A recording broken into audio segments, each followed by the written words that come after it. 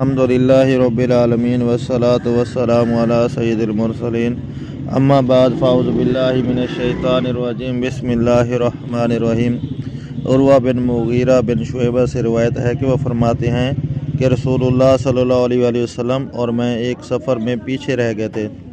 جب آپ صلی اللہ علیہ وآلہ وسلم قضائے حاجت سے فارغ ہوئے تو فرمایا کیا تیرے پاس پانی ہے؟ تو میں نے پانی کا برتن لایا۔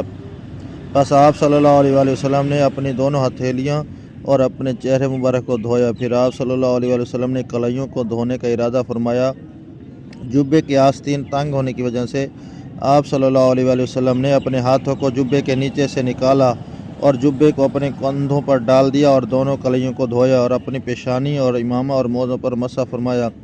پھر آپ صلی اللہ علیہ وآلہ وسلم سوار ہوئے اور ہم بھی سوار ہوئے اور اپنے ساتھیوں تک پہنچ گئے اور وہ نماز میں کھڑے ہو چکے تھے اور حضرت عبد الرحمن بن عوف ان کو نماز کی ایک رکعت پڑھا چکے تھے۔ پس جب آپ نبی اکرم صلی اللہ علیہ وسلم کو آمد محسوس کی تو پیچھے ہٹنا شروع ہوئے تو آپ صلی اللہ علیہ وآلہ وسلم نے ارشاد فرمایا۔